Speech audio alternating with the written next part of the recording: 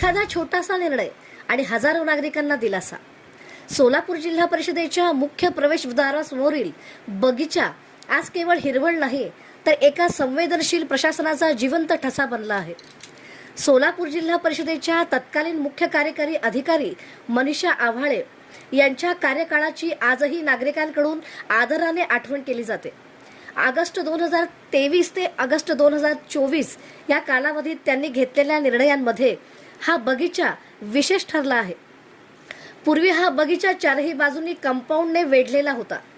उपयोग नसलेली बंदिस्त जागा, ना बसण्याची सोय, ना नागरिकांना प्रवेश. मात्र मनीषा आव्हाळे यांनी या जागेकडे वेगळ्या नजरेने पाहत महत्त्वपूर्ण बदल केला.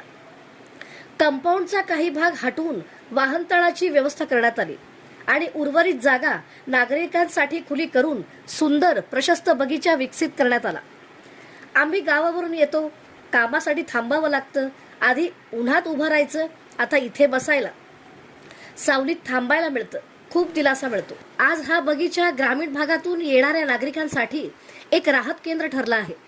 कडक उन्हातही इथे मिळणारी सावली आणि शांत वातावरण नागरिकांना दिलासा देत आहे. याच काळात त्यांनी ग्रामीण आरोग्य सेवांमध्ये ब्रेस्ट कॅन्सर तपासणी व्हॅन रुग्णवाहिका सुविधा सुरू केल्या. तसेच जलजीवन मिशन अंतर्गत पाणी पुरवठा योजनांना गती दिली. प्रशासनात शिस्त आणि पारदर्शकता आणण्यासाठी नियमित बैठकींवरही त्यांनी भर दिला.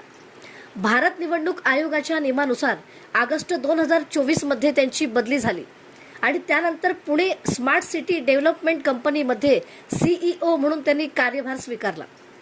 एक बगीचा, पण त्यामागे आहे जनतेच्या गरजा ओळखणारी दृष्टी. आणि म्हणूनच सोलापूर जिल्हा परिषद समोरील हा बगीचा आजही मनीषा आव्हाळे यांच्या कार्याचा जिवंत आणि प्रेरणादायी ठसा ठरत आहे. आम्ही कोरडवाडीहून आलो.